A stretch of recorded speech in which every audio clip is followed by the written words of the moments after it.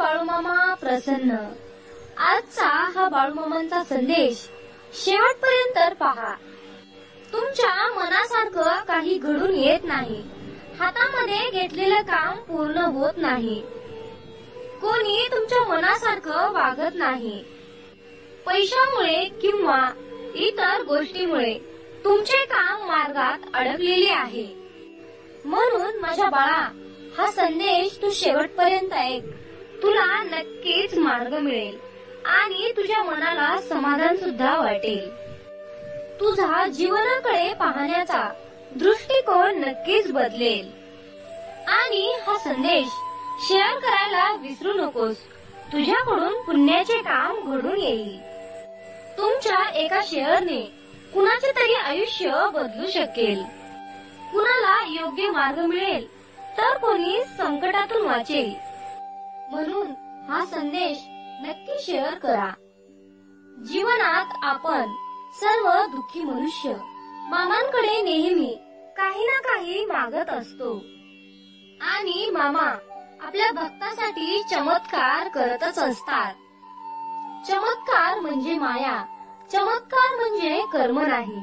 आणि परमेश्वराकडून कधी कर्म घडत नसतात, कारण परमेश्वर हा कर्मापासून लिप्त आहे.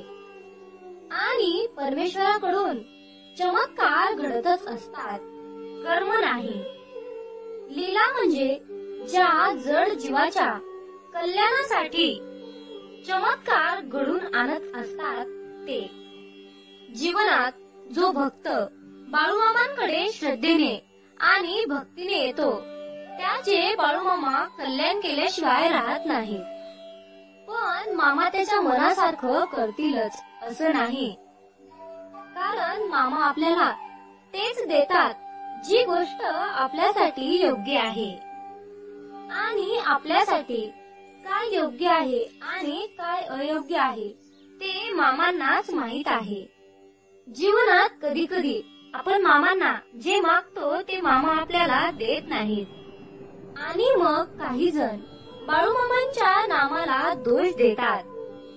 पण एक गोष्ट नेहमी लक्षात ठेवा, आपण जे देवाकडे मागतो ते आपल्या कमकुवत बुद्धीनुसार मागतो. आणि मामा भूत भविष्य सर्व जाणून असतात. त्यांना सर्व ठाऊक असते. म्हणूनच जीवनात मामा आपल्याला आपल्या कल्याणासाठी जी गोष्ट आहे तीच गोष्ट आपल्याला देत असतात. जीवनात जर बाळूमामांनी एखादी गोष्ट तुमच्या मनासारखी केली नाही तर समजून घ्या की या गोष्टीमागे पुढे एक मोठं संकट आपल्या पाठीमागे येणार आहे. आणि ती संकट बाळूमामांनी टाळलेला आहे.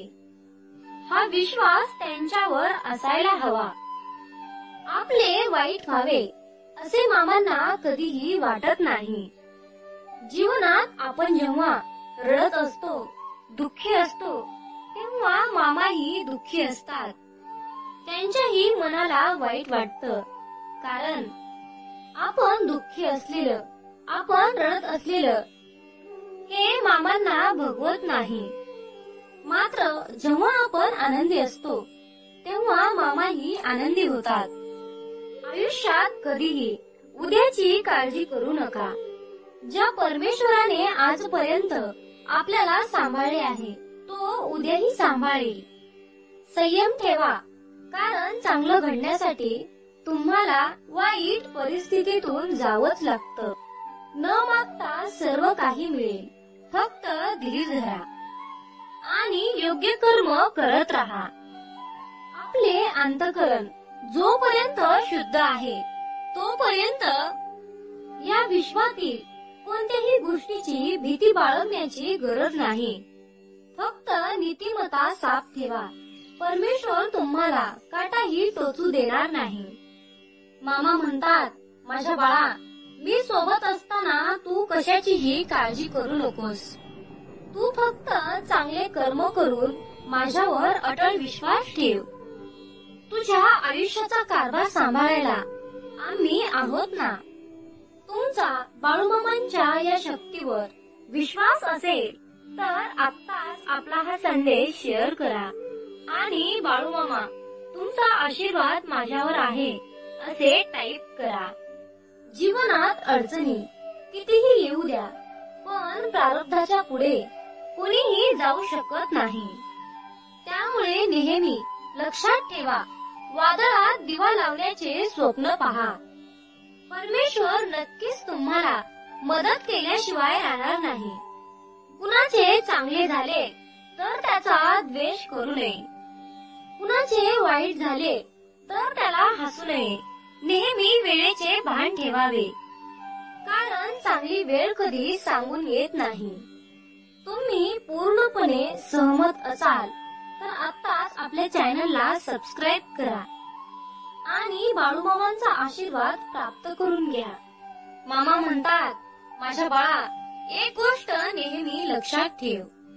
जीवनात कितीही मोठे डोंगरा एवढे संकट येऊ दे, तू डगमगू नकोस, कारण तुला तारणारी शक्ती आभाळा एवढी विशाल आहे.